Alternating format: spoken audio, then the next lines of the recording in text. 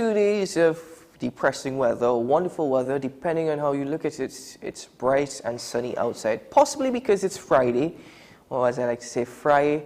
Good morning and welcome to Talking Point here on WESN Content Capital. I'm Keaton Shaw, happy to be here once more, alongside my co-host and colleague, Mr. Sean Michael Small. Good morning, Sean. Good morning, Keaton. Yes, it's I find the irony of the last couple of weeks to be incredible. The World Cup is going on. I've already given my opinions on what I think to be a very unfortunate World Cup given the circumstances of how those stadiums were built. Now we have our Commission of Inquiry going on, so it's kind of the dichotomy of this international event, which is in a way one of the few events that really brings the globe together while there's a war going on, mind you. But then locally, we have this situation which kind of, it's very hard to want to be in a celebratory mood when, you know, you're basically hearing about a tragedy that is not just the norm, the type of tragedy that you will not wish on any person. So it's been an interesting week. We've had some bad weather. We've had some beautiful weather. I myself prefer the cooler, overcast weather, but c'est la vie. I'm just somewhat happy that we did not have any other major issue arise. And I say that knowing that murders are continuing to happen.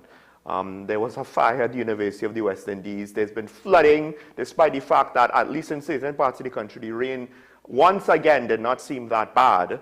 But, you know, it is, I do wonder now, outside of the Paria accident, and even then, to some extent, industrial accidents, we might just get used to all of these negative things and stop really taking them on, because, you know, we had an accident in Naikwan that concerned the residents living around the plant. But as far as we know, we haven't really gotten much information with regards to that. And now with this Paris situation, at the end of the day, and I understand what the official representing Paria, the engineer, what his role is and what he's supposed to be doing. But really and truly, to me, if you read between the lines, it basically says we weren't ready for any sort of emergencies. We are not ready to be a responsible corporate entity, and we're trying to throw as much blame as we can. And I'm not saying no blame I'm not saying LMCS is blameless, but it seems as though they really are hoping that all the blame goes there. And in my mind, I'm like, hold on, stop. Some of the things that you're saying doesn't even make sense, such as, well, we can't go any pipes, so we're going to look for them out at sea. Why? You're not going to talk to the guy until well later. But there was a period of time when he was going to be available, because I'm pretty sure if you had rescue divers seeing the situation immediately, you would have been able to speak to him to try to get some information. There is a crucial window between when he's recovered and when he goes to the hospital that you weren't prepared for. Leaving rescue efforts to the contractor, to me, to some extent, does not really make that much sense, right? And even then, you're the one who hired them. So the things that they put in place, you tacitly approved of it. So we don't necessarily want to be all doom and gloom on any negatives, but I just find that I hope that things don't get swept under the rug, and that the appropriate amount of responsibility and accountability is put on whoever it has to be put on. But I just do not like what I am hearing from Paria, because I could very well see that they are more than happy to just let sleeping dogs lie and do the same thing when the next situation comes around with whoever is the contracted divers for whichever situation. Because as the engineer said, we don't have divers. We're not in the diving business. Don't mind we have offshore assets. So maybe we should continue what's our safety plan with regards to any offshore incidents, right? No, we're going to leave that up to contractors. Well, okay. Yeah, I think for somebody who said we don't want to be doom and gloom, I didn't hear an ounce of positivity coming from you at all. And to be very honest with you, it's entirely, it'll be a difficult argument on my part to try and blame you for that. Sure, we do not necessarily agree, nor does it really add up to what we're hearing, because you're going to get one story from LMCS, you're going to get another story from Pario. But at this point, I think the conversation is becoming repetitive to the extent that maybe we should wait until this Commission of Inquiry continues before we keep projecting such thoughts. Because hold on. We can analyze it on a daily basis based on what we hear. When thus far the precedent has been set that, at least from your perspective, what I'm gathering is that you are of the opinion that Pario shares the largest part of responsibility. I wouldn't say largest. Right, but at least that's my interpretation of what you've suggested. But overall, as I said, I think it is becoming repetitive to a certain extent. I cannot blame you entirely. But at this point, even to the extent that you said, let sleeping dogs lie, and whatever happens with the next tragedy, with whoever the divers may be. No, I don't even want to think about that. I'm not saying it's, it's not a possibility. I'm just suggesting, with all that is happening, I don't think that this is going to die a natural death as most things in Trinidad do. I just hope that whatever happens, whatever comes out of it, we will continue to monitor, we will continue to analyze. We take it on a step-by-step basis. One of my main fears is that emotion will drive the narrative, and wherever it falls, it could be in LMCS's favor, it could be in Pario's favor. I don't want to see that. And Pario might not bear the bulk of the blame. That's possible. But to me, it seems as though they are very much incentivized to pass on whatever they're responsible for, in my opinion, on to others. And it could be as little as 1%. But hey, buddy, own your 1%, because it'll be a different contractor next time. And then we'll have to ask, well, hold on. How is it that you allow the same thing to happen on your facility? So, I mean, that's just all I wanted to say about that. As much as you're saying own your 1%, you also have to understand that yes, emotion will drive a narrative to a certain extent. Following Christopher Boudram's testimony, Kazim Ali Sr., who operates LMCS, he runs LMCS, his son died in the tragedy, and he testified yesterday. Of course, emotion will drive the narrative, but saying that you should own your 1% is not entirely easy, especially in the case of Pario Fuel Trading Company Limited. You have to understand that this company was established on controversial grounds. I say controversial grounds following the closure of Petrotrin and the establishment of two new companies, Pario Fuel Trading and Heritage Petroleum. Right? So that's one. Public relations for these two companies are absolutely essential. The other part about owning your 1% is simple. Any company will do everything in their power to ensure liability does not fall within their realm. And even if we are suggesting own your 1%, lawyers have been hired to argue on both sides. It's just how the corporate world. I'm not saying it's ideal. I'm not saying it's fair. I'm not saying it's fair, but I'm saying that, did you expect any difference? Well, hold on. Think about it. In how many times for the private sector, internationally, does that work with regards to public relations? It might work with regards to the legal liability of what the court will decide or the arbitrator will decide, etc., etc., etc., right? It might work there. But with regards to the courts of public opinion, usually that doesn't work. So if public relations is important, and I believe this is a state-owned entity. So with a state-appointed board, their decisions reflects upon the government and the government bureaucracy. So both the elected officials, as well as to some extent, the unelected bureaucracy that is not supposed to be part of the party politics, right? And to me, this is a bad sign, because if it could happen here with this severe of an outcome, granted, with regards to Ministry of Education, Ministry of Works and Transport, Public Utilities, it might not get such a severe accident or such a severe outcome. But it's a similar, the causes like corruption and poor lack of merit-based promotion, etc., will lead to a lot of the problems we speak about for all these other areas. So now we have a state entity that is exposed to a higher level of scrutiny than usual. Let me ask you, and let's be quite frank with each other. Yes, trash, yes, trucked. Emotion will drive the narrative. I'm repeating myself, even though I just said, it's becoming repetitive. Because you have to, definitely solidify those points. To what extent, if we're being honest with each other, is the board of directors of PARIA responsible or hold responsibility in this issue? The board is responsible for the operation they set up, right? I'm not entirely sure if they have or if they should have any direct responsibility for the offense, at least within the first couple of hours.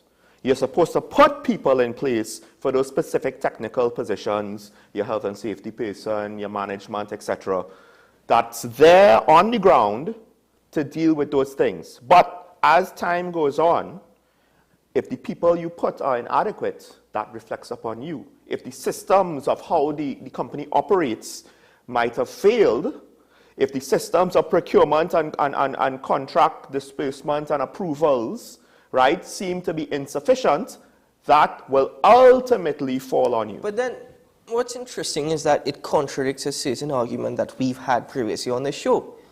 If you have state-appointed boards selecting or hiring without going through the process, the necessary process, what is required for hiring individuals by appointing, and hiring them in that position, we don't want that. We don't accept that. Right. So in this particular instance, what we have to find out is precisely PARIA's involvement, the board's involvement in recruiting these individuals. Because as far as I'm aware, the board does not see about the day-to-day operations of the company. So this is why I'm wondering, this is why I'm asking, precisely to what extent is it? The board is really there to manage the company but one could from also, a business side. Right, but one could also argue, especially in terms of crisis, whether it's an airline, whether it was BP, I think with the Gulf, when the oil rig had that explosion in the Gulf of Mexico, right? To some extent, some leadership function, some communication function, and some overseeing function, almost from the very beginning, right, has to happen from the people at the very top. Even if you're not making decisions, you need to be overseeing the situation, staying up to date with the decisions, and making sure, hey, what are we doing here? Is this good or not? Well, I would agree. Because it's critical. I agree to the extent that perhaps not hearing from the chairman of PARIA Fuel Trading Company, Newman George, because we received word that he was out in Tobago playing golf at the time. And quite frankly, nothing is wrong with doing that. Yeah, nothing is really wrong with that. But when an instance such as this happens, I would agree that communication is absolutely necessary. Yeah, you drop the clubs and you get off the silence that we've heard on his part, and the mere fact that the Minister of Energy and Energy Industry, Stuart Young, was the one that spoke to the media more so than the chairman of PARIA. I think, okay, I understand it from that perspective. But I suppose, again, let's see what happens. Lawyers have been hired on both sides. Prakash Ramada, who's representing the families, he questioned the engineer of PARIA yesterday. And then you have Gilbert Peterson, senior counsel, also representing PARIA Fuel Trading. So as I said, as this happens, we take it in, and then, we can have a better understanding and a full-on conversation about it. Mr. Ali Sr., he was interviewed yesterday, yes? Well, yes, he testified yesterday. Remember what I said yesterday? Everything needs to be scrutinized. That includes the board and their decisions, what they did or did not do, why they did or did not do things. And because he involved himself there is a world where Minister Young also needs to be present because, again, if he was not involved, if he did not have the press conference, if he did not communicate with the public, so obviously he was involved at some point. And I believe he should be asked and willing to give testimony to his involvement, no matter how small it is. Fair enough. But the same gentleman who actually was responsible for establishing this commission of inquiry and putting it together, the Minister of Energy and Energy Industry as well. You're asking much there. But, you know, fair point. Ladies and gentlemen, let's take a break here on Talking Point. And when we return, there are a couple other things happening in Trinidad and Tobago, of which it has not dominated headlines as such, but certainly is affecting almost everybody.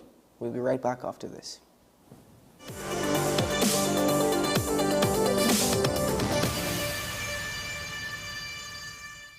Make every occasion a sparkling celebration with Rosabella alcohol-free wine. Toast cheers with hourglass race. Rosabella, live life with Rosabella sparkling drink. Celebrate! Your Christmas is safe with us at PCU. Police Credit Union. Police Credit Union. Your Christmas is safe with us at PCU. Police Credit Union. PCU. Police Credit Union. Get an easy zero-interest Christmas loan at Police Credit Union today. Borrow up to $25,000 with affordable monthly payments. New members, you get up to $10,000. No interest, no installments until January. Apply online at www.policecreditunion.com. Loan subject to credit approval. Whether it's a room for 1, 2, 3 or more, there's a room waiting with the ocean view almost to your door. Cocoa Reef Resort and Spa, the perfect getaway when you don't want to travel far. The Cocoa Reef Resort and Spa, Crown Point, Tobago. Call 639-8571 for your reservation. The issue, the continued rise in the price of flour and its impact on the cost of living in Trinidad and Tobago. How should we go about it? I want to ask you what has been revealed to you about the state of vulnerability in the country because of this exercise and because of what we're going through. Is the government losing the war on the vaccine front? The discussion should revolve around the common good for the greatest number of people in Trinidad and Tobago. How do we inculcate a sense of respect and regard for people who may not be of your own political ilk or persuasion? The communities are now being used by political opportunists. So when the tables are turned, it's the same way. Okay, this has been 10 questions. I'm Andy Johnson, and we'll see you next time.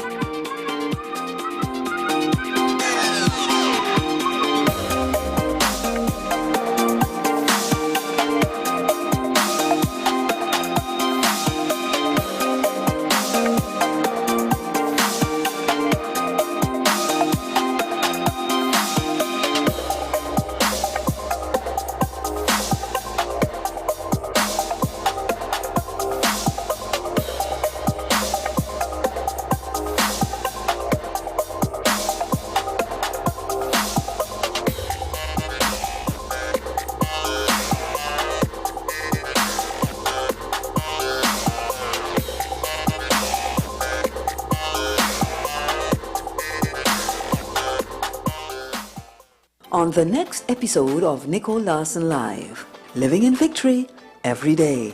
You, and I've known you for so many years, you going for them. You know, it's only a call. You will rescue, you know, and da-da-da-da, and you're going. But I want to find out about that passion. Where did it come from? Well, you know, I've thought about that a lot. I think it's a combination of my family upbringing and my faith. We see sometimes that stillbirth or miscarriage might have higher rates of mental health complications, or abortion has higher rates of mental health complications. Believe that whatever God allows has great potential to become your greatest win. You are stronger than you know. So much stronger than you think.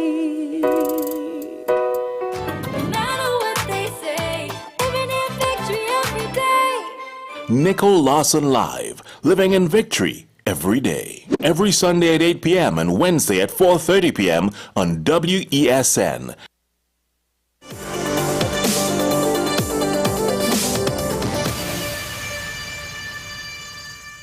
In my travels to get to the capital city this morning, I noticed, well, there's really not a lot of traffic this morning as compared to during the weekend. I'm not entirely sure why. I don't know if it's because maybe exams are starting and parents are suggesting that they don't have to leave home times that they usually do to drop their kids. You know, they have to drop them later. Or if it's because of the flooding that has been taking place and has been occurring in various parts of Trinidad over the last couple of weeks. And over the last 2 days, of course, the rains were heavy in many parts of our beloved Twin Island Republic. And of course, it flooded again. This time, of course, road infrastructure in TNT, it's nothing new, this particular topic, how poor our roads are and how bad they've become over the last few years. Now, Prime Minister Dr. Keith Rowley has given the assurance that following the rainy season, roadworks are going to start. He blamed actually the fact that Lake Asphalt was relying on Petrotrin for bitumen. Since Petrotrin closed down, there's been a shortage of bitumen, even more so that they now have to import bitumen. He's also indicated that the Minister of Works and, sorry, not the Minister of Works and Transport, the Minister of Finance made an allocation available for Lake Asphalt to actually create a product to pave our roads here in Trinidad and Tobago. Now, he said this is going to take place next year because he cannot pave in the rainy season.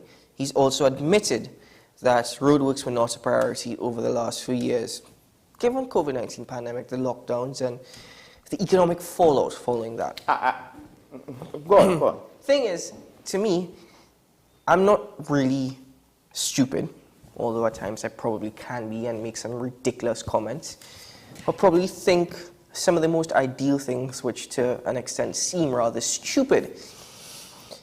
You see, what the Prime Minister did not explain, and let's be realistic here, let's be honest with each other, is that local government elections have been postponed by a year. That, ladies and gentlemen, is key. And the Prime Minister obviously left that out because over the next year, if you are going to see roadworks being done, roadworks being completed, then what is that a part of? Sure, that is going to be part of an election campaign. They have to get a lot done within the next year. It's crucial and critical to their campaign. Because honestly, I don't even see my councillor, whose office is actually located opposite one of my friend's house. I visit quite often.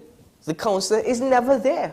In fact, there was a manhole in the road to begin with that was never taken care of. You don't hear from them, you don't hear from your regional corporation.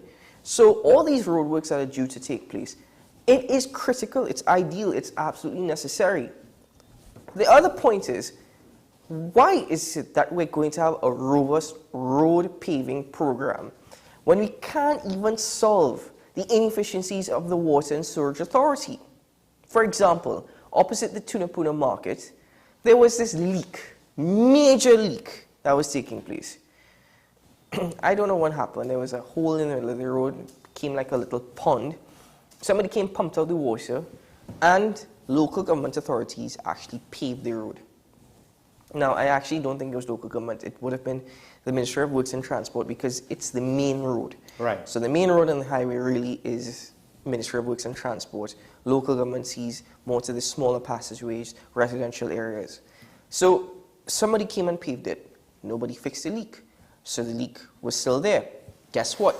2 days later, the Water and Sewerage Authority came, dug up the same hole to fix the leak. So we're left with a pothole again.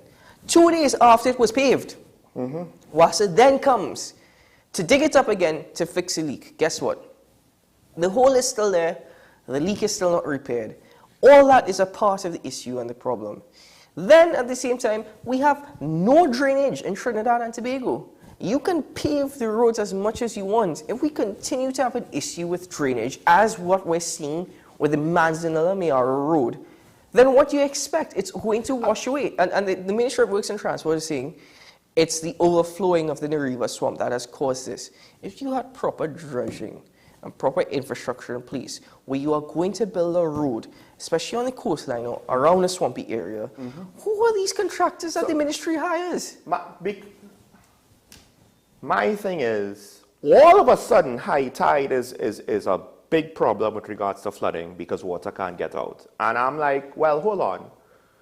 Was that always a problem for years and years and years and years and years? Because I remember people want to say climate change, and I get it. And that's low-hanging fruit because I could be wrong, but I remember excessive heavy rains for a long period of time when I was younger, for some days. I'm in primary school, and the classroom is more or less dark because all the windows are closed, and the skies, the environment is just, it is beyond gray. Sean, gray. That wasn't in primary school, that was yesterday. No, but my point is, this heavy rain is not new.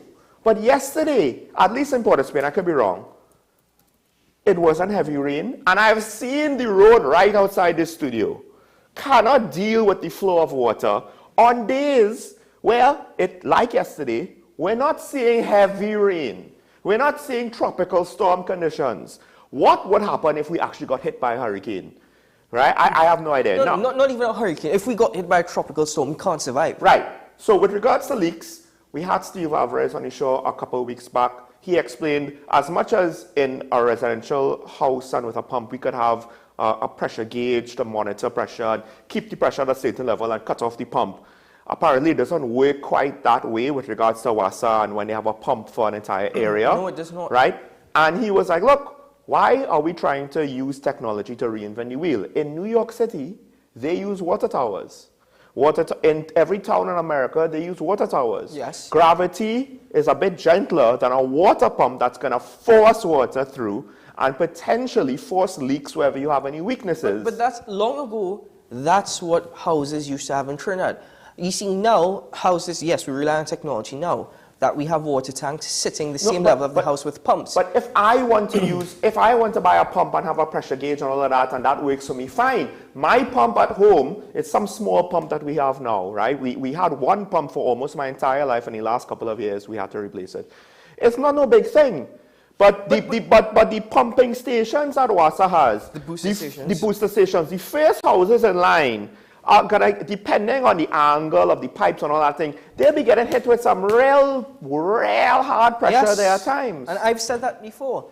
WASA, they don't gauge the pressure. The other thing is... No, but remember, the houses at the end of the line, right, they need to also have enough pressure to try to get water to reach them. So it doesn't work as well, as opposed to if we had water towers. Now also, you and I, we're very fortunate that we're able to sit here and have a discussion over the fact that we actually could afford water pumps. Our families have been lucky and privileged that we're able to have water pumps. There's some people who simply can't afford a water pump. There's some of those who can't afford a water tank. So all that is a part of it. Now the other side is the continued silence of the Minister of Works and Transport, Rohan Sinanan, who maybe silence is really a good thing coming from him, because it seems as though he's one individual that cannot put a sentence together. He can't speak, he can't put a sentence together, and this is a minister we're talking about. He seems to know nothing about infrastructure, although he might be better engineer than Colm Imbert. But putting all that aside for a moment, he has made a statement with respect to the flooding that took place at the Abattoir Road last week. Or was it earlier this week, right? He's indicated we are going out there to see what is the problem. We're going out there to see what is the problem. We're waiting for the water to subside so we can go out there to see what is the problem. Hold on, the flooding of the last however many years, that was different flooding. We have whole new problems causing flooding all of a sudden now. We're going out there to see what is the problem because the water did stand there for a while. Oh, really? We didn't know that. We must remember we are getting rain every single day and the infrastructure is challenged to an extent. Again, What does that mean? We are getting rain every day, but are you seeing that our infrastructure across Trinidad and Tobago is so poor? And by the way, maybe it's not just your government. It's successive governments. No, it's successive. Right? But the mere fact is, if you have a minister of local government that could come and tell the public what we're seeing now is the effects of urbanization, which is a very stupid and idiotic statement to make. Then you have a minister of works and transport saying, well, we're waiting for the water to subside because it stood there for a long time, so we want to see what the problem is. People, every citizen could tell you what the problem is, what the issue is. So here's the thing. So granted, the minute details might change, right, from area to area. But the long and short is, I don't need the government to tell me that urbanization is a problem when the government has the function and a body called Town and Country that's supposed to approve of planning, but it's supposed to approve of construction of private houses and private development of private buildings. So the government has oversight over these things. The government has oversight of urbanization. It's not just town and country planning. Exactly. It's town and country planning in conjunction with the Ministry of Local Government. But the point is, they have oversight of urbanization, right? Basically speaking, if it was not supposed to be approved, the person who did not do their job is somebody along the ranks, right, at the rung of the ladder of the government hierarchy. Government meaning not parliament, but the bureaucracy, which does end with the elected officials, right? And that excuse harkens or is so similar to what the Prime Minister said with regards to Lake Asphalt being over-reliant on Petrotrin. Oh, really?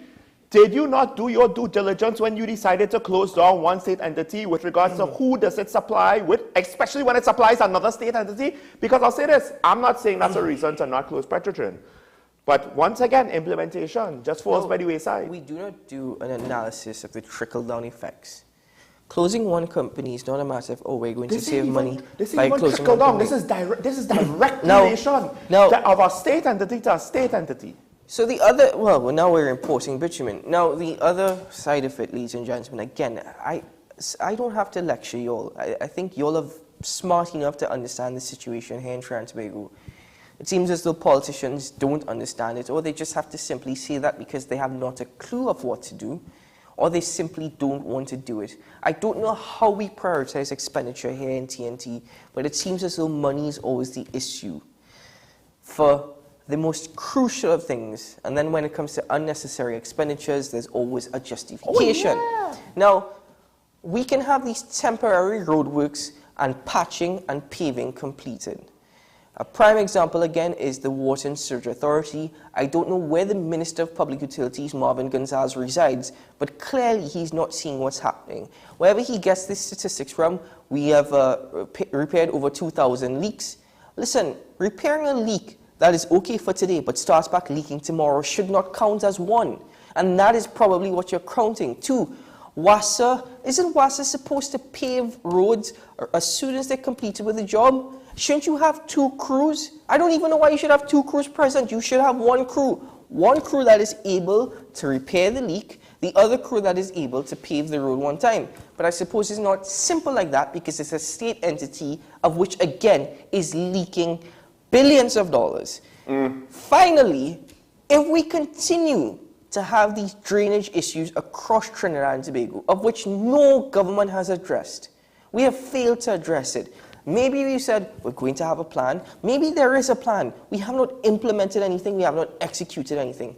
For as long as we continue to have these drainage issues, don't blame Mother Nature, because we live in the tropics and we're seeing the effects of global warming.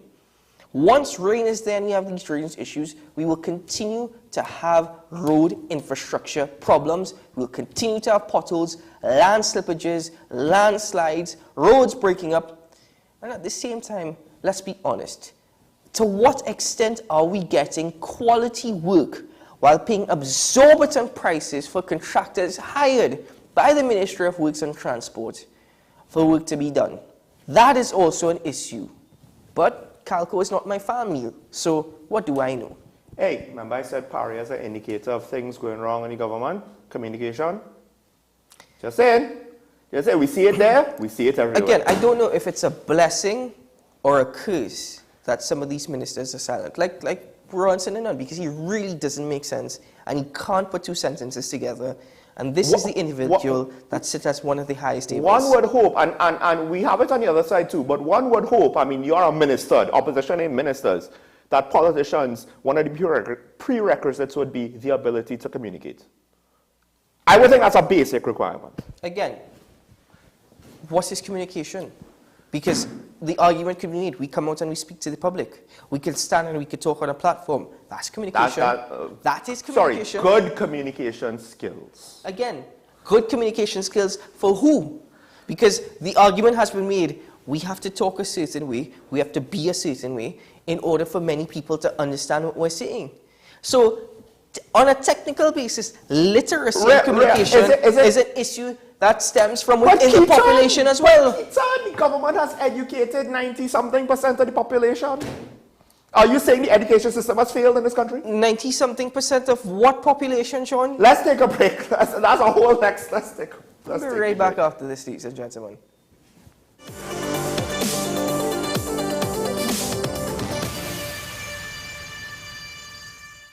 Whether it's your family meet and eat, or your own personal getaway retreat, a business trip accommodation, or a couple's celebration, the Cocoa Reef Resort and Spa has room for you. There's always sumptuous, delicious cuisine, and the gym and tennis court for a good workout routine. Then relax by the pool or on the private beach, or just head to the spa, it's also within reach. The Cocoa Reef Resort and Spa, Tobago's best beach resort. For reservations, call 639-8571 or check our website. FanZone, your reliable, authentic supplier, has just gotten better. You can now visit our website www.fanzonett.com for your authentic wear and collectibles. The only place where you can use both your Visa debit and credit cards. Visit our website fanzonett.com to make your purchase today. The best laptops and tablets are at dbesttoys.com. Get a Gateway 14.1-inch Ultra Slim notebook or an HP 14-inch laptop at the best prices in TNT. Get the Fire 7 tablet for $474. You can also shop the latest Amazon Fire Sticks. Call now at 32-DBEST to order or visit us in-store at Forces Flagship Mac Bean. Shop online now at dbesttoys.com. Free delivery available throughout Trinidad and Tobago. Cash or links on delivery. Make every occasion a sparkling celebration with Rosabella alcohol-free wine. Toast cheers with hourglass rays. Rosabella, live life with Rosabella sparkling drink. Celebrate.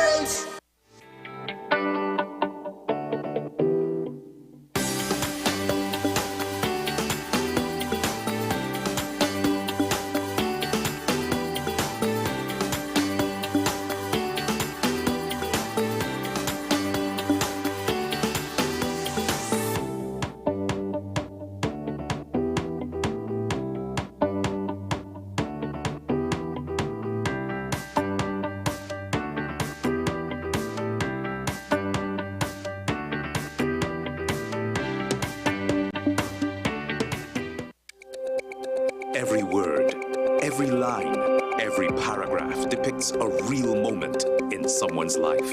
A father, a sister, a mother, a brother. We at Newsday are dedicated to you, the people, and through independent, unwavering journalism, strive to always bring your stories to life. Because your stories are more than just words. Newsday, independent and credible. Your Christmas is safe with us at BCU. Police Credit Union. Police Credit Union. Your Christmas is safe with us at BCU. Police Credit Union. BCU. Police Credit Union. Get an easy zero-interest Christmas loan at Police Credit Union today. Borrow up to $25,000 with affordable monthly payments. New members, you get up to $10,000. No interest, no installments until January. Apply online at www.policecreditunion.com. Loan subject to credit approval.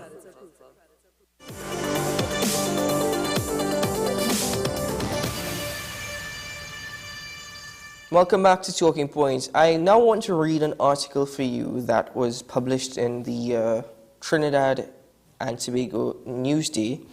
The article is written by Nicholas Maraj and is 3 days old.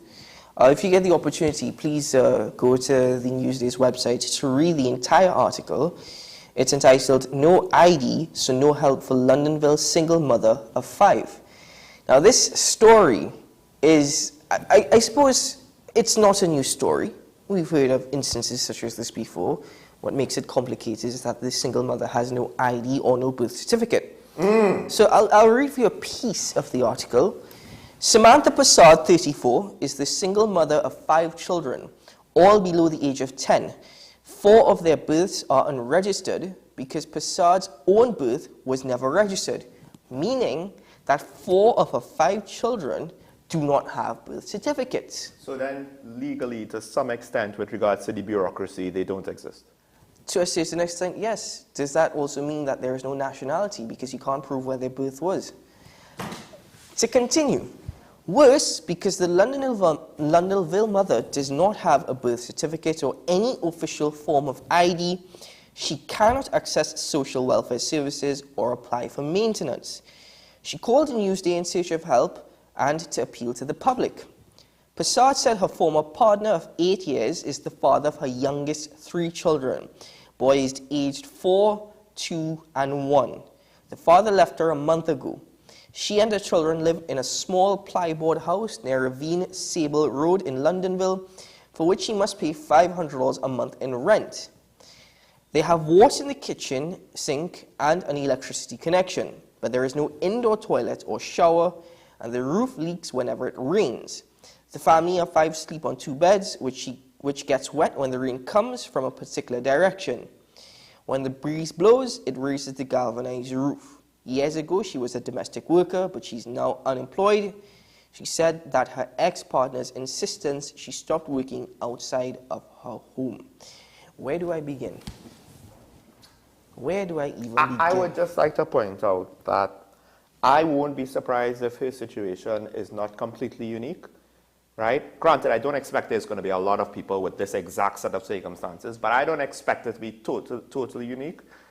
And again, if we were educating our population properly, I don't think it would get to this point, because it's one thing to be poor and disadvantaged, but when you don't have access to things because you don't have a birth certificate and you have children that don't have a birth certificate, and I'm not blaming the person, I'm saying, where was the safety nets in society to ensure that just certain things, certain mistakes or errors or omissions don't happen that now compound her situation today, right? Because these kids, okay, they don't have a birth certificate, so I believe the source of her not having a birth certificate would have been with her parents, right? Or something to that effect. You don't have a say when you're born with regards to your paperwork. The thing is, her daughter, her eldest daughter, who is 9 years old, is now in her 2nd year of primary school because of the birth certificate issue. Now, that's the thing. One, which I think the article should have detailed, which I think we need to know is why is there an issue with respect to a birth certificate? How come she does not have a birth certificate? Because that is a really big problem. We're making the assumption it's because of the parents, right? That, it's a responsibility of her parents, right?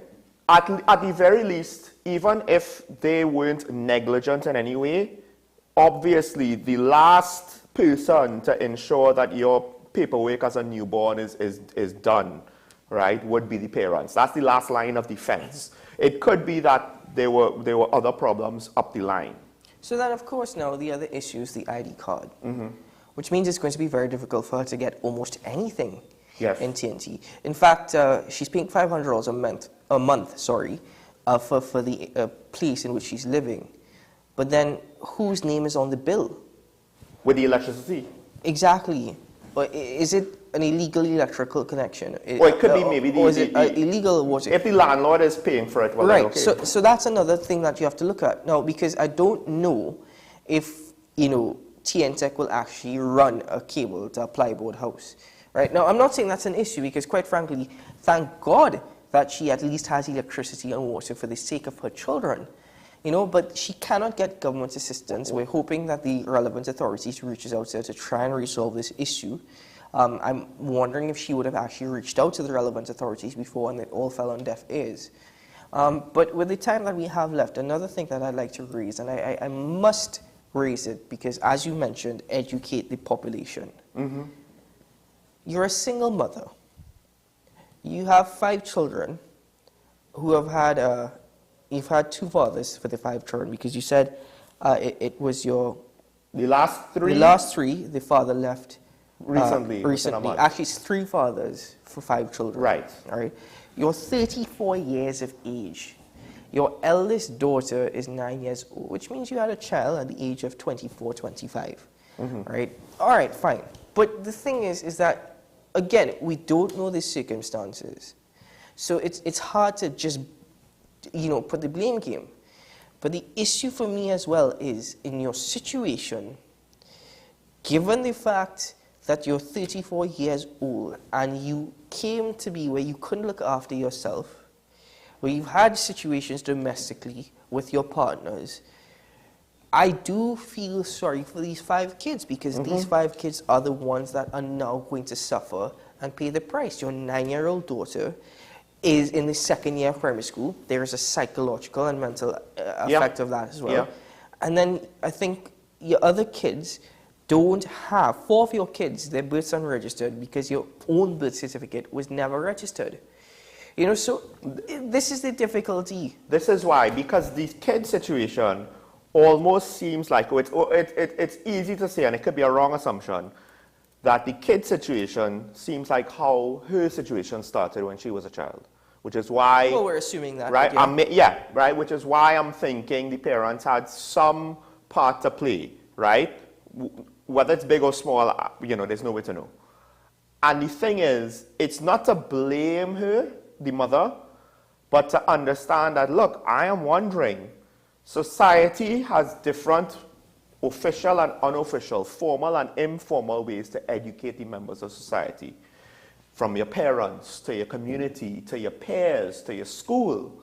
And to some extent, those things, those systems, fail this woman, which is why she not only is someone without a birth certificate, but then is going through life, and it seems as though she might not even necessarily be aware of how to rectify and solve this issue of getting a birth certificate for herself and some of her kids. And the thing is, with government bureaucracy, I won't be surprised if far too many of the bureaucrats that deal with these documentation won't even know where to begin, because they're accustomed to, look, you need this if you want an ID card. This if you want a driver's license. You come with a situation outside the norm, and this is just a random guess. I would think maybe half of them would just say, well, I can't help you because you don't have what I need. Right? I don't know if any, and I honestly don't know to what extent the workers in these situations could help or would help if you're there with literally nothing, because do we even know where to start with her? Who she is supposed to go to sort out her situation with her birth certificate if she has literally no form of evidence to say, hey, I am a legal citizen of this country? And I'm terribly sorry that she's going through this, because in one instance, you have something where it is not your fault with respect to your birth certificate or your national ID, and you're right. This is why I'm questioning whether or not you've actually gone to the relevant authorities, and if it's fallen deaf ears, because... Well, yes, that's the other question. It would be my hope, at least, and I'm probably terribly wrong with this thinking, that if you go to family and social services, as you should do, it's not a matter of documents, you don't have it, all right, goodbye. There would be those who are going to try and assist to find a way to try and resolve the issue, because now that this has been highlighted in the media, Minister Donna Cox, I'm sure, will get involved, and rightfully so. I could be appreciative of that. The other thing is, again, where you see it's a bit complicated, because she has indicated that she had a job previously as a domestic worker. Yes. And her former partner, who recently left her, insisted that she quit her job. Thing is, it would have been very, very difficult anyway if it is that you had such young children to go to work if your common law husband was working. You know, so that's another avenue that I have to look at. Overall, ladies and gentlemen, as I've pleaded before, if it is that you cannot or you're unable to look after yourself, your well-being, then don't let children suffer. And in this situation, it's very complicated because you cannot lay blame entirely on Ms. Prasad.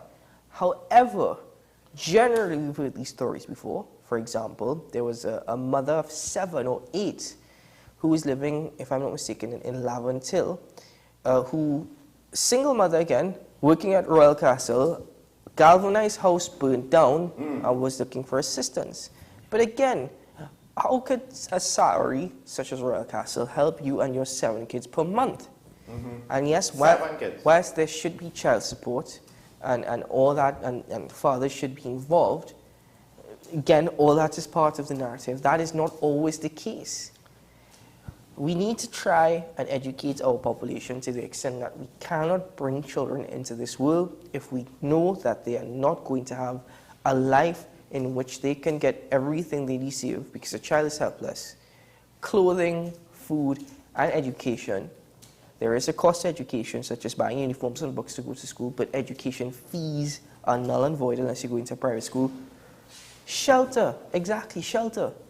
All that is important. If you cannot provide that for your child, please don't bring a child into this world, let alone 5. Well, Keaton, quick, I just want to acknowledge, yes, I might be hitting hard on the public bureaucrats now. It's not unique to TNT. All over the world, public bureaucrats, first world countries, could be quite inefficient and might even have their hands tied if people don't have all the different things, they might not be able to help you. So that is not something unique to us. With regards to education, because we actually hit it on the end of the last segment, and I think it's come back again. I don't know if people in these sorts of situations are even aware enough to consider not having kids if they can't afford them. And part of that comes down to the education of having someone to kind of give them certain life lessons of, hey, you don't want to get caught up in this situation where you have children from more than 2 fathers and you are having a hard time affording it, and you were relying on a man that you have picked the wrong partner for the 3rd time because he's now gone into the wind. And again, to some extent, it's easy to just blame the person that finds himself in the situation, but really and truly, to what extent did our education systems prepare this person for adulthood? And we take it for granted, hey, you're grown, you can handle your scenes. Well, no, not everybody who has the chronological age is matured, and part of that is how they were educated. Well, as I conclude before we break for news on the hour, it's simple. You may enjoy the pleasures of sexual intercourse, but are you able to deal with the results of that? You know, and also, yeah, I was just about to say, if you could have 1 period in secondary school per week that deals with sex education. Per week? You might only just need 1, to be honest. Right? No. But it needs to be continuous. This is how you're going to drive and instill lessons. 1 period secondary school, not primary school. In secondary schools. To have sexual education, and then another one that actually teaches you certain things like applying for your ID card. Again, yes, your parents should be there to help you, but still, why not? Applying for your ID card, applying for a loan from the bank, for example, or opening a bank account. These basic things. Driver's license as well. Thank you very much to our director. These basic things should be taught as part of our curriculum here in Trinidad and Tobago. So, to a certain extent, I blame the education system as well. The household, the community, the village, the school, all that is a part of why many people here in Trinidad and Tobago don't have an understanding of the basic things. We break for news on the hour. I apologize. We are late, but sometimes that's how it goes. We'll be right back after this. We'll open up the phone lines. Stay tuned.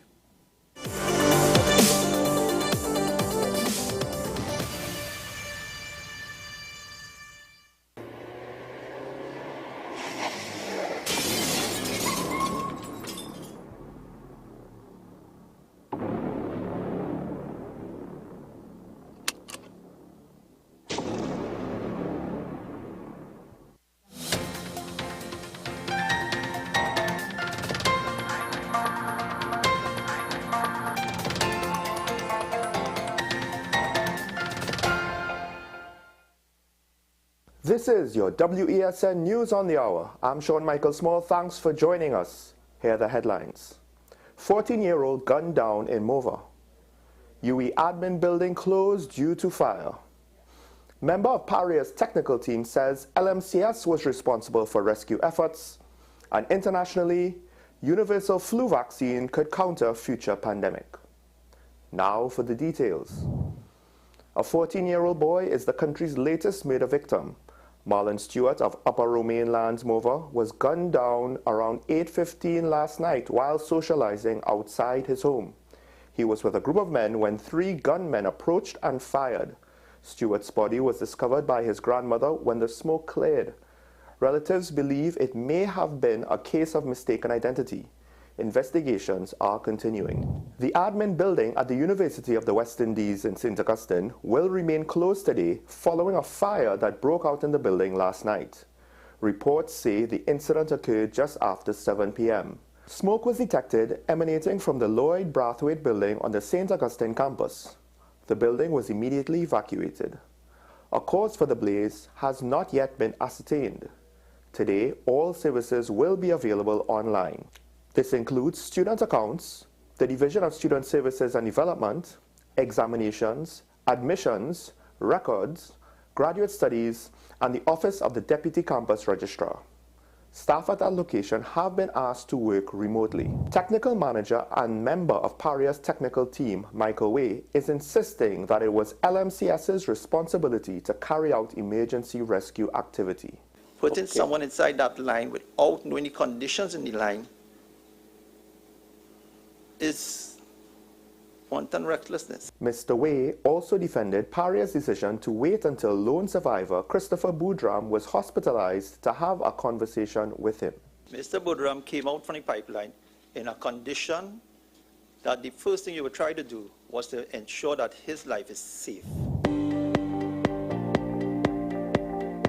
Internationally, scientists say they have made a breakthrough designing a vaccine against all 20 known types of flu.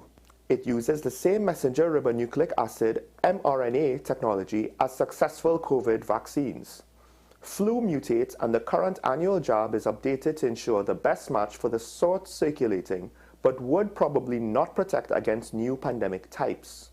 The new vaccine triggered high levels of antibodies in tests on ferrets and mice that could fight a broad range. Well, that's the news on the hour on WESN. I'm Sean Michael Small, and thanks for watching.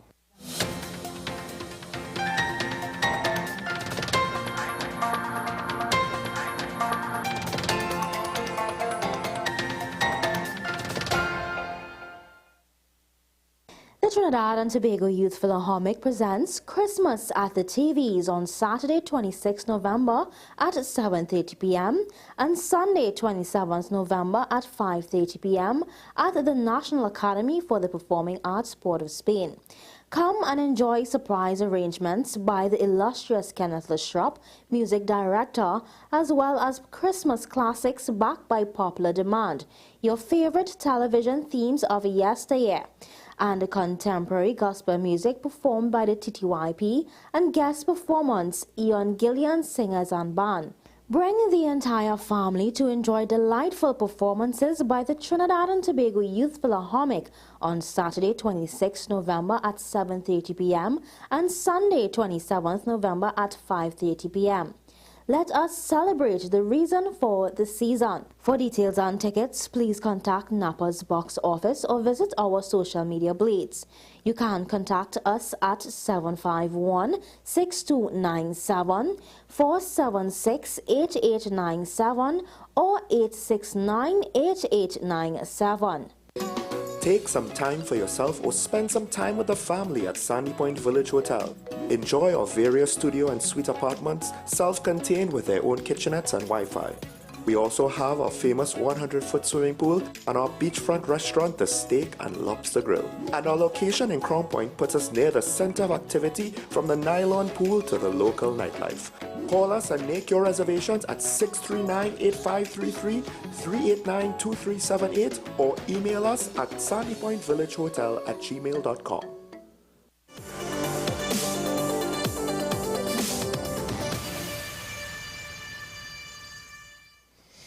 Well, welcome back to the program, and it's Friday. It's the last day of the week. It is the last day of the week. First week of the World Cup. The last Friday of the month of November for the year 2022. Already? Already, yeah. So the year is almost over. Has 2022 turned out the way you wanted it to be? Well, that's probably a stupid question, but anyway. There may be some good news actually for some people out there, and we celebrate with you and we share with you. But yes, World Cup. Oh, have I been enjoying it. I'm looking forward to England versus the United States later. As I know, I'm a little bit looking forward to that, yes. I want to see if the hype over the American star player is real or if he's just a, you know. the United States actually has a pretty decent team, again, on paper. England, well, you know. The day America wins the World Cup, I'm going to laugh that day. But just before we get into that, ladies and gentlemen, the phone lines are open. Call in with whatever you want to talk about. If you want to talk about the World Cup, that's fine. If you want to talk about Paris, that's fine. If you want to talk about any of the murders that we've had, or the need for social assistance and some of the circumstances our fellow citizens find themselves in, like that lady that Keaton was speaking about earlier. Call in, let us know what you have to say. But back to the World Cup. Yes, I said it. If America wins the World Cup ever, I will have one hell of a laugh. I'll tell you what, if the United States wins the World Cup, you can all buy us a tin of Why am I buying? Anyway. Also, Germany versus Japan, a game I didn't get to really speak on. Yes, that was quite a game, quite an exciting game. I was cheering for Japan, not that I'm not a fan of Germany, but I was really supporting the underdogs. That's because you don't want to see Germany win the World Cup again. You want to see England win again. No. Honestly, I've been supporting the underdogs. Like yesterday, I was supporting Ghana versus Portugal, and I was thrilled at one moment when I thought Ghana was going to draw. Their defense was actually poor in the end. But it was an exciting game as well. And we need to remember there's a little bit of historical ties between TNT and Ghana. And no goals in the first half, but 5 goals in the second half, and ended 3-2. There was also Uruguay versus South Korea, an excellent game as well. It's only a matter of time before them Koreans and Japanese teams start to really shake up World Cup competition. Oh, yeah. Well, yeah. What I say, they're shaking it up particular. now, but I'm talking competing for semi-final, finals. And then yesterday we got Brazil versus Serbia. Again, a result that was expected. Richarlison's goal was phenomenal. We had a game this morning as well, Iran versus Wales, which the last 5 minutes, Iran deserved this win, 2-0. They scored 2 goals in the last 2 minutes of extra time. What was Wales' keeper thinking? That's all I would like to know. I don't agree with him running out there like that. I'm not a big football guy, but to me, he seemed like he was a little crazy and a little too aggressive with his foot. He almost kicked the Iranian striker in the face. I'll give you some more commentary after this. We have a call on the line with us from Digger Martin. Good morning. Hello, good morning. You're live. Good morning, gentlemen. Morning. Good morning. Yes, well, boy, the World Cup has started, and, well, today is soccer versus football. Yes. So, well, my team England and my team Argentina didn't start good, but I'm hoping that we'll get a better result from, England to go forward. Boo. I always back England in anything they play. And I just want to make a quick comment as well on the Paris business. All I have to say is, Paris keeps saying that it was not safe for divers to go into the chamber to rescue the guys in them. But how is it safe for recovery? Well, it's how they recovered. I believe they just basically pumped the bodies out. Well, that's what we don't know, but I am assuming that divers had to go in, So I just wait and see what's happening, and I just call in and say, guys, you have a good weekend and be safe out here. You too. Thank you very much. Have a great weekend. And with respect to Paris, again, we will wait to see what comes out of the Commission of Inquiry. Yeah, I believe they just basically flushed the bodies out after a time when they expected the men to be deceased. I'm just waiting to hear. Right, so yes, because actually with regards to the chain of events, I found Mr. Boudram's testimony revealed a lot more detail than what was initially reported. Well, it would have, right? Yeah. And now I'm hoping that we might get at least similar to that, more answers with regards to each chain of the events. But also, sir, I just want to thank you very much for supporting England. You know, a very good football team. This is my co-host and colleague's last episode of Talking Points. Really now? He might be missing. When is 9:30? Good luck with that. I don't mind going to... Also, with respect to Argentina, yeah, that 2-1 defeat, again, the second goal that Saudi Arabia scored.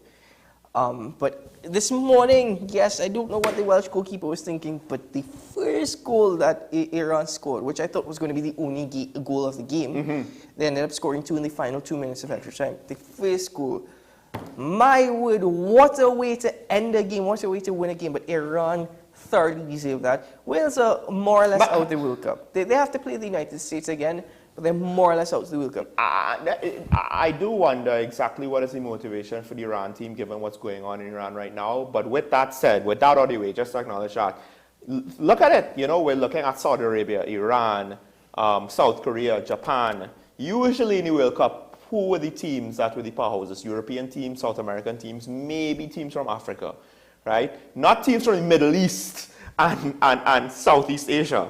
Now, I'm also looking forward to the game that is taking place at 12 o'clock today, which is Holland versus Ecuador. Yeah. That's going to be a good game as well. That's a good prequel to the England-USA game. But this weekend, Sydney has some big games starting tomorrow at 3 o'clock. Mexico versus Argentina. Is that going to be a big game? That is going to be a great game. Here's the thing. We don't necessarily, we on the outside looking in, right? Maybe some people who follow the players more. We don't know exactly why Saudi Arabia beat Argentina. Was Argentina taking Saudi Arabia for granted? Listen, right? Were they underprepared? Is Argentina just bad? In my opinion. Okay. Now, was it a matchup problem? You're not asking unfair questions. I will respond after this caller from San Fernando. We have a caller line with us from San Fernando. Good morning. Please turn on the volume on your television.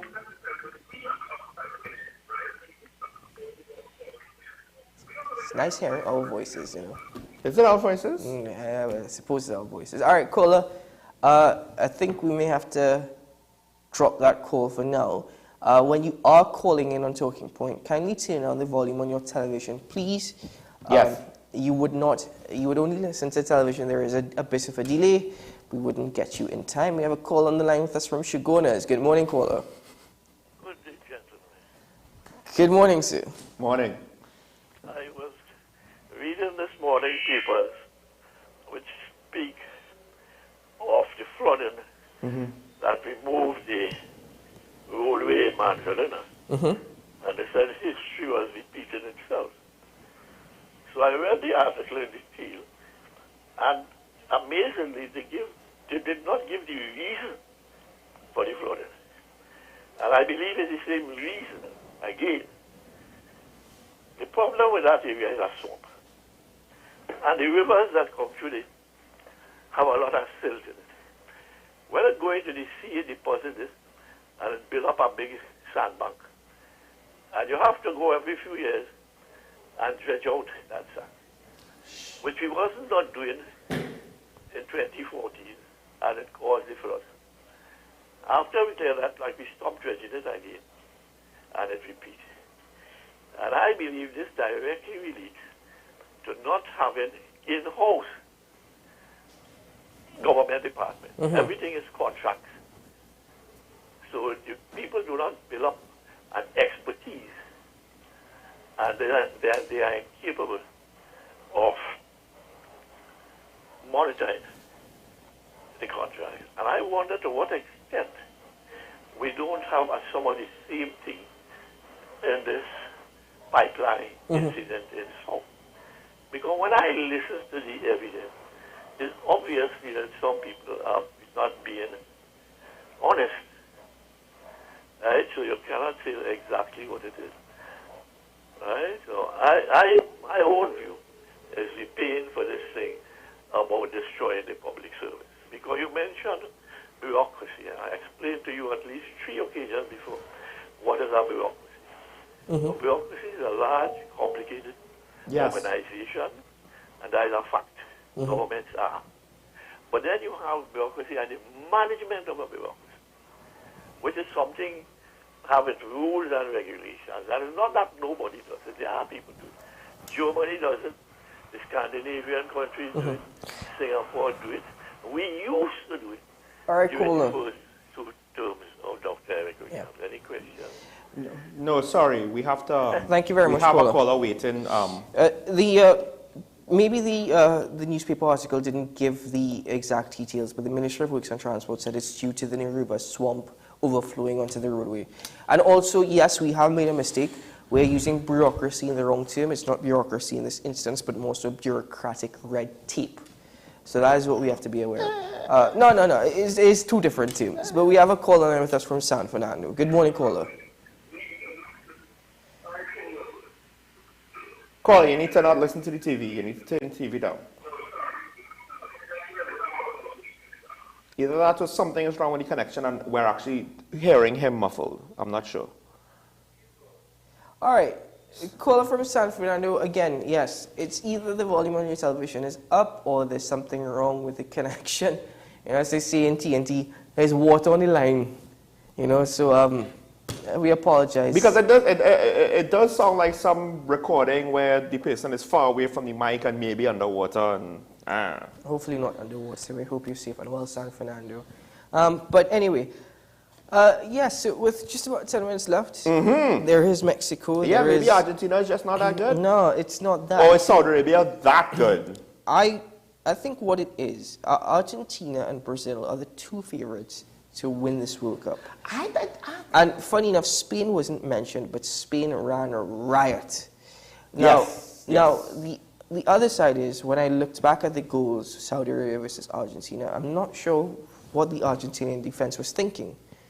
It actually looked as though the Argentinian defense made it easier for Saudi Arabia. Right.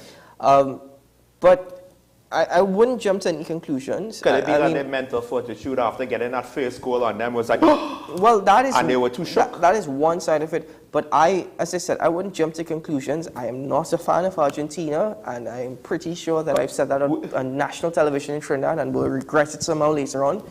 But let's see what happens. Before we take this call, if the caller could hear us, please keep your TV, turn your TV down. If that is if it the is issue. the same caller from San Fernando. If that is the issue. If there's water on the line, we can't really help you. Yeah. Good morning, caller.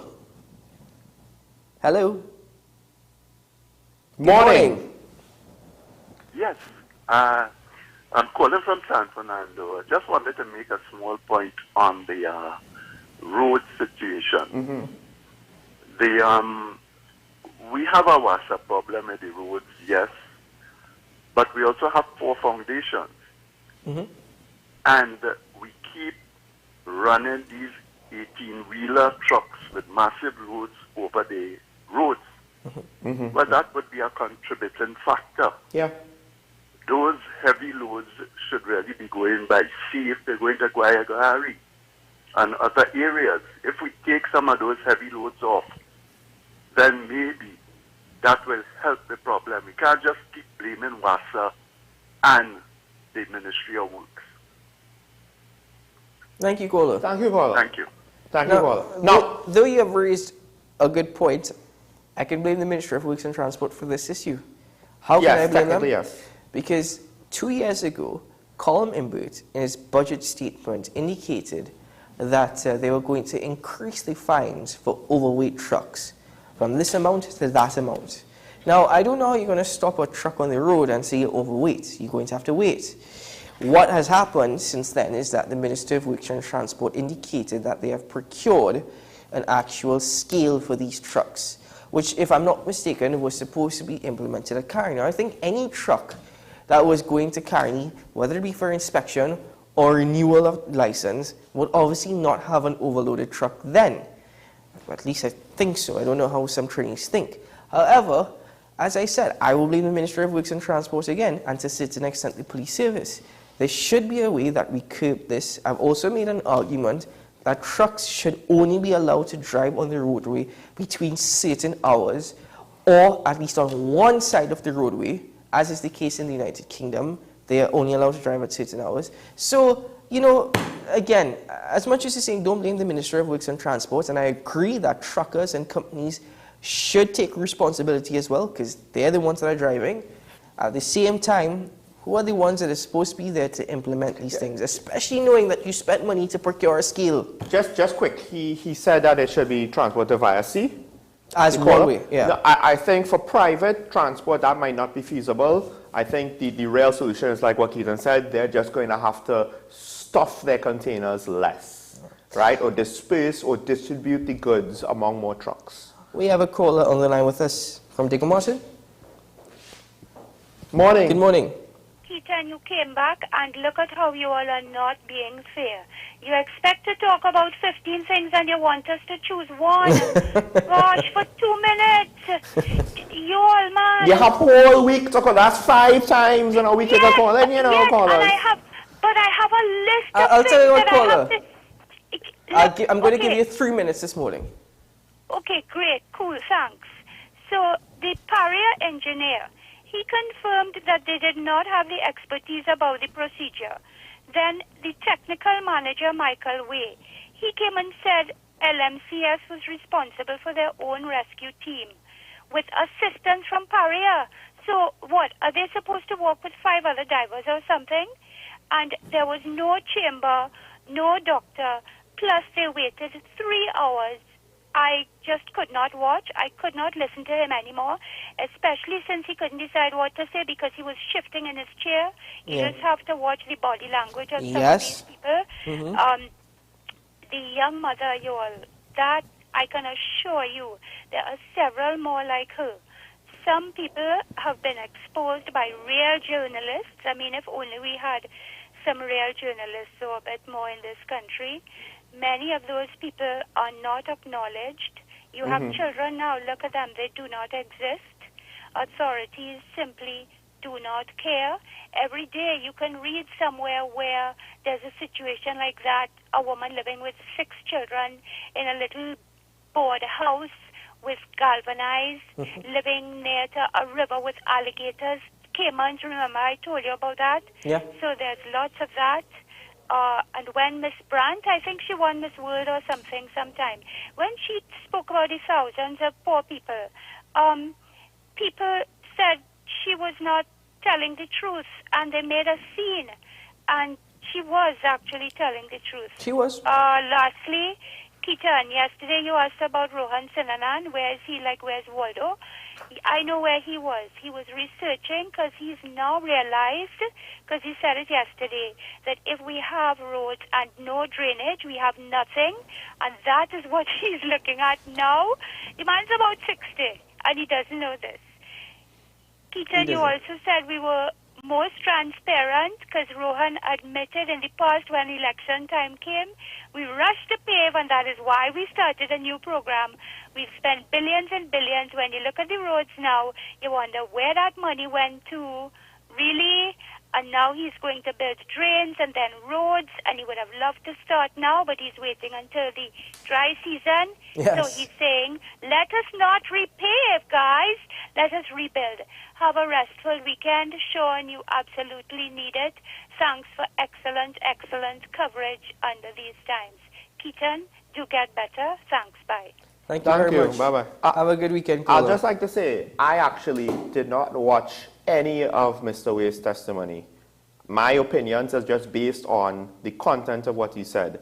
So that was news to me that he seemed uncomfortable in the chair. No, and it makes sense to me. And he did, and this is why I'm saying I'm waiting for more to come out, because it seems as though it's contradictory information coming out. But the contradictions are slowly, I'm not reaching a conclusion yet, but it's slowly, to me, adding up to what I suspect to be the issue, more or less after I got Mr. Boutram's testimony, which is not to let anybody off the hook, but some of the things with regards to Paria and some of the things that I could then see it translates or it's similar to other government-owned situations. Also, with respect to Ms. Brandt and what you raised there, yes, it was an uproar with that, because you see, we were on a global stage, and you know, the thing is with Transway, we need to be #1 in almost everything, but only if it's good. Of course. And the thing is, Ms. Brandt, as far as I'm concerned, you're on a world stage. And though it may be harsh, it speaks to the reality of the situation. There are many poor people here in Trinidad and Tobago. People who are suffering. You're seeing it a lot now on the highways outside of groceries. Single mothers, grandmothers, family members with posters saying, please help me, give me $1. And all I'm saying, this Christmas, ladies and gentlemen, you know, there are going to be many of us who are very fortunate that we will have our families and we will still be able to enjoy a Christmas day. If you could just donate one tin, or if you could go the extra step or donate one meal. Especially since those food programs, Living Waters is just one example. We had another, I'm sorry, I can't remember the name right now, but they work with Living Waters. They are trying to see to people's dietary needs for over the last year, 2 years, and it's becoming more difficult. Now, Christmas time, the meaning it would have, just one tin, as you said. Yeah, one tin goes a long way for a family. If we look at the single mother with 5 kids, yes, donate a toy. Every child wants a toy to play with, but the toy is not going to feed them. So as much as we have all these toy drives, I plead with you, donate one tin. Yes. Or if you could, donate one meal this Christmas to family need. You're going to put a smile on their face. They're going to feel love. And trust me, they're going to look at you with a lot of love, with a lot of joy. And you're going to feel that when you see their smile. Please, it really helps. It goes a long way. And I'd just like to say, we need to understand what she said when she said there were many poor people in my country. The cliche of the phrase, I think, did not help. But there was truth in it. But she didn't necessarily acknowledge, so this is why it seemed kind of odd, that we also have a lot of rich people here, and the divide is growing. But the key point, folks, I want to say, it's not that the divide in rich and poor is growing. That's not the issue. The issue is that I think people who are poor in this country are getting poorer. And now the cost of living is rising. What they need to meet that is getting more difficult. Those are the indicators that we should be really concerned about the most. The divide could be wide, the divide could get wider because you get outliers like J.K. Rowling making billions of dollars writing a children's novel. Fine. But when the people at the bottom can't keep up, if their income is growing and their lifestyle is improving, that's fine. It doesn't matter if the divide grows. But we have not just the gap. We have the fact that the people now that could barely afford to feed themselves before the pandemic are now in a very bad way, in a very bad state now. And that is something that we really need to be concerned about. So as we conclude, wish you a restful weekend. Thank you very much to the caller from Diego Martin and to all our callers this morning for their contribution. Keep safe, keep well. And yes, today is a good day to have a good day. My co-host and colleague, what you're saying? Come all ya. We have to go. We're all in this together. We can make it if we try just a little harder. There's so many quotes that we can give you, ladies and gentlemen. Words have no meanings unless you act upon them. And as I said, one tin or one meal instead of a toy. Really, yes, instead of a toy, one tin or one meal goes a long day. Long way, actually. Ladies and gentlemen, have a great day, have a great weekend. And should things go well, Sean and I, well, we'll see you again on Monday morning. Bye-bye.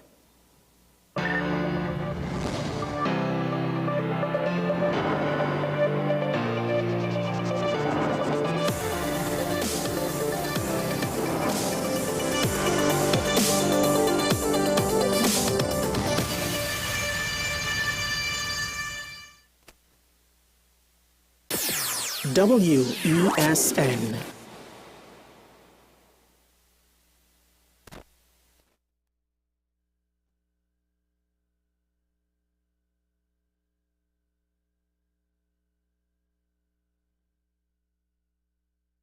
We restoring the vision, the PNM vision, yeah. The PNM vision, we don't make a decision, yeah. We restoring the vision, the PNM vision, yeah. The PNM vision, one love, no division, yeah. Whoa, whoa. I see leaders come and go, full the pocket and the throw. Lion promise to get free out. Miscreant to share and we need you. Cause we know you're competent, brilliant, intelligent. Woman of class and elegance. Bring back the love, no violence. We got your back, put in the work. Cause you put poor people first. We a strong woman like you, long time we a search. We restoring division. The PNM vision, yeah. The PNM vision. We don't make a decision. Yeah, Miss Karen Nunes to Shara. TNT need you now or never.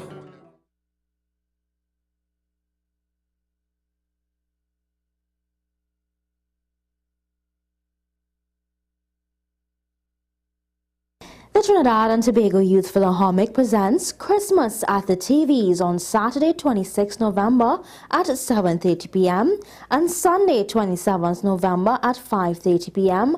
at the National Academy for the Performing Arts, Port of Spain.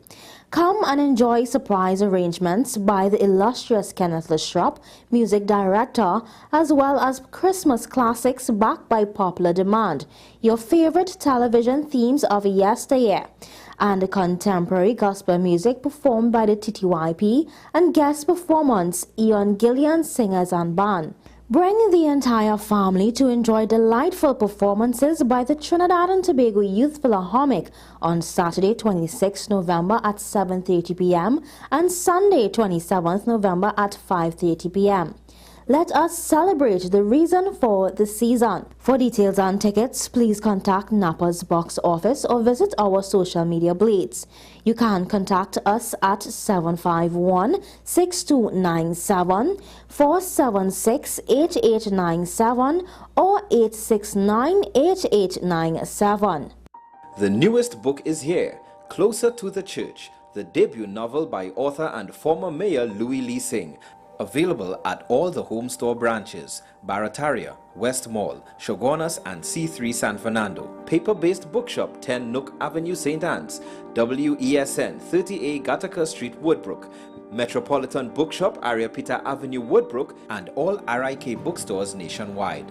Available online as paperback on Amazon.com and Kindle for e-readers. For more info, call 628-5835 or 389-6504.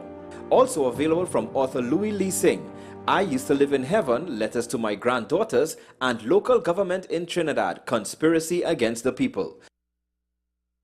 Dear Santa, this year has been rough. Prices going up and with dust going down. So Santa, this year for iShare, we ain't asking for no toys and no gifts. We just asking for food and non-perishable items to help all the people who can't buy them. Ho ho, that's very nice. Hey, Santa, you here? You bring the stuff? Oh, well, no, I just outside. Santa, me and you go get it. Well, I know reach. Santa, watch me, just go and get a thing for me, please. Who child is this? iShare, the Devon Matthews Charity Drive is back, and we're asking for your donation of non-perishable food items to help those in need. Contributions can be made at Dev's Barbershop, Scrapes Car Wash, The Bocas Restaurant and Bar, or for more information, contact 724-8616 or 785-8238. iShare, brought to you by the No Youth Left Behind organization, the Lit Foundation, and the friends and family of Devon Matthews.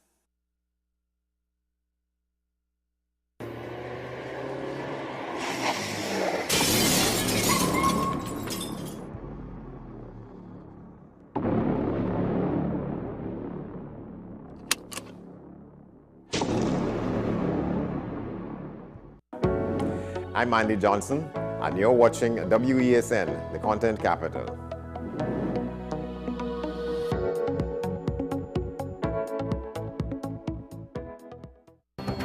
The issue, the continued rise in the price of flour and its impact on the cost of living in Trinidad and Tobago. How should we go about it? I want to ask you, what has been revealed to you about the state of vulnerability in the country because of this exercise and because of what we're going through? Is the government losing the war on the vaccine front? The discussion should revolve around the common good for the greatest number of people in Trinidad and Tobago. How do we inculcate a sense of respect and regard for people who may not be of your own political ilk or persuasion? The communities are now being used by political opportunists. So when the tables are turned, it's the same way. Okay, this has been 10 questions. I'm Andy Johnson, and we'll see you next time. I am Kemuel Pascal, and we are WESN, Content Capital.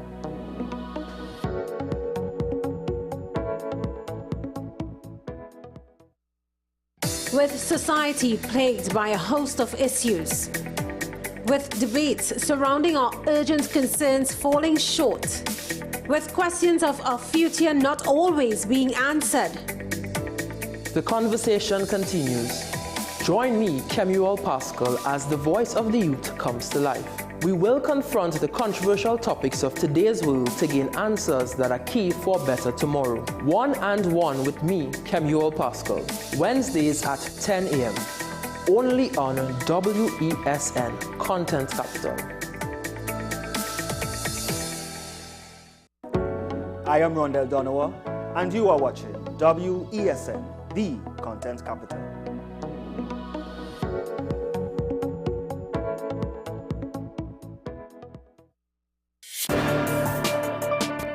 People really want to know, what about me? Where do I fit? Yes. What is in the ride for me in terms of a better Trinidad and Tobago? And I'm pleased to shed some light on that. The purpose of bail is to ensure your attendance at court. That's it. It is not punitive, it is not rehabilitative. We the police officers, we are professional, and we are here for whenever the survivor is ready to come forward. We have the right to private and family life, the right to religious freedoms and beliefs and thoughts and expression. But these rights are not absolute. Certain rights can be limited. The law is to govern the whole, it's for all of us in public.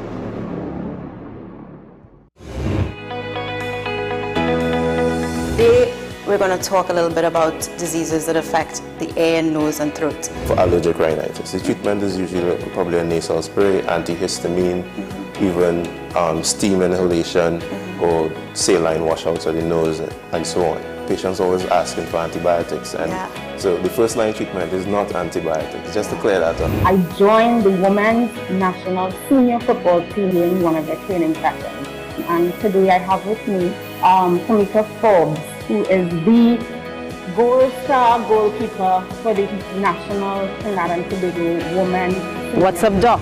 Tuesdays and Thursdays here on WESN, Content Capital. I am Mahi Sekas, and you are watching WESN, the Content Capital.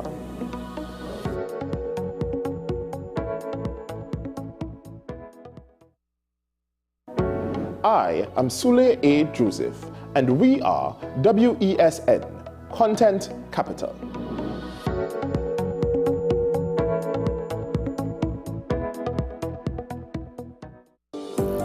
Join me, Sule A. Joseph, as I delve into the day-to-day psychological issues plaguing our society. We will discuss behaviors that encompass the biological influences, social pressures, and environmental factors that affect how you think, act, and feel. Site, Thursdays at 11:30 a.m., only on WESN, Content Capital. I'm Keaton Shaw, and we are WESN, the Content Capital.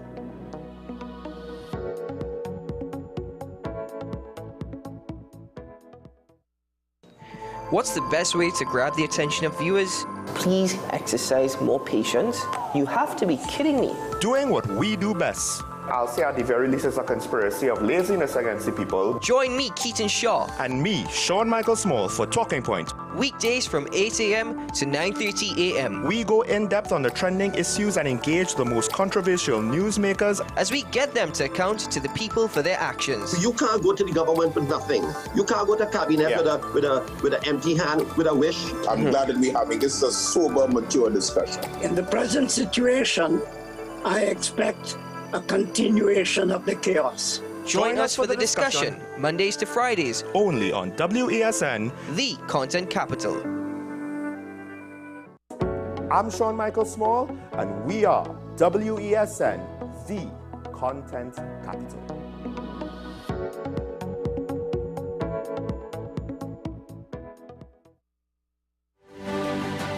AM Prime on WESN, the only place from 6 to 7:30 a.m. where you can get the most analytical and thorough interviews and regional reports. The Barbados Labour Party, led by the Prime Minister Mia Amor-Motley, once again able to achieve a clean sweep in yesterday's general election. I think a lot of people have underestimated the power of Tobago nationalism. If the government is afraid to say it, I, Martin George, I am saying it this morning on your show, Andy, there will be no carnival before Ash Wednesday. Grab a cup of coffee and start your day right watching AM Prime with Andy Johnson weekdays from 6 a.m. Only on your content capital, WESN. I'm Andre L. Batiste, and you're watching WESN, the content capital.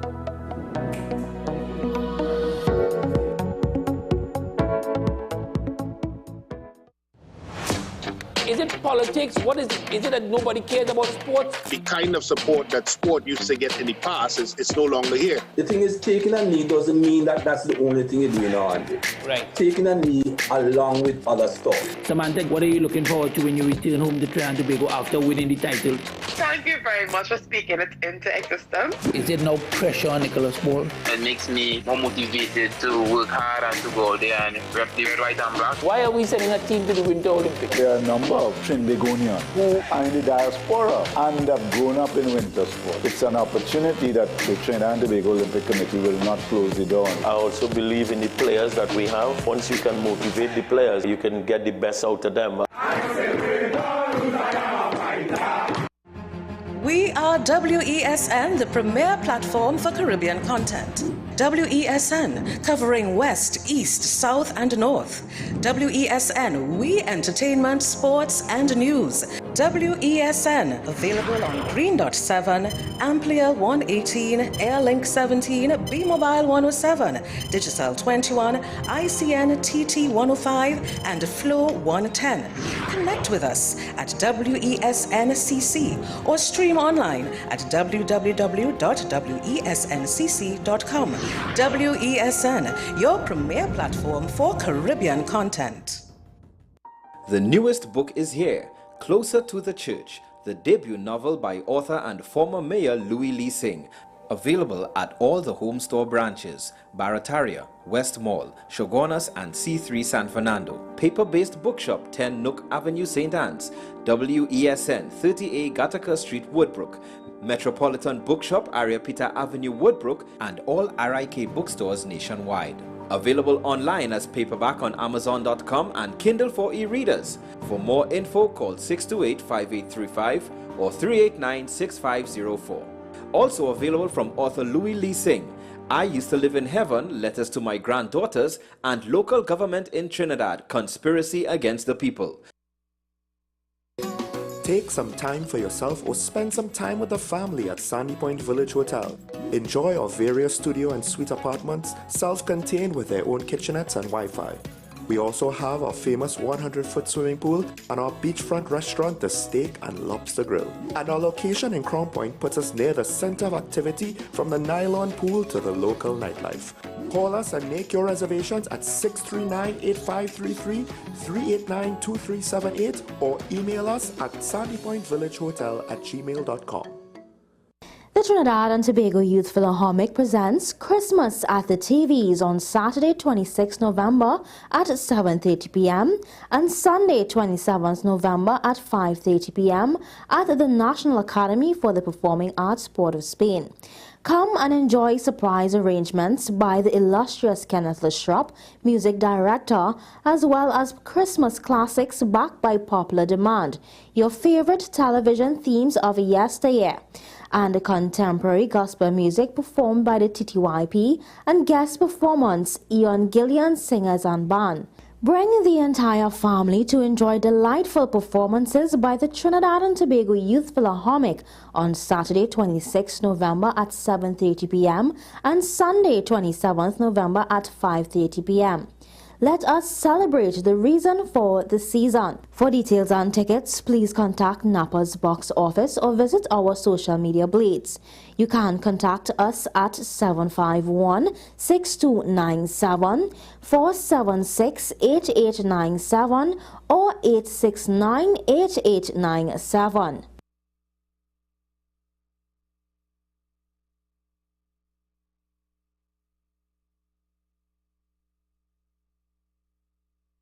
Champions, champions, champions, champions. Yeah. The people's champion. We voted. Yeah. We are by the people, of the people, for the people. We are helping our leaders to help our people. We are stepping up to support, helping the PNM from the source. Together we can build a nation. Yes, we are champions, champions, champions. Yes, we are champions, champions, champions. Yes, we're doing what it takes to stay in first place. We are champions, champions, champions. Yeah, now it's time to vote.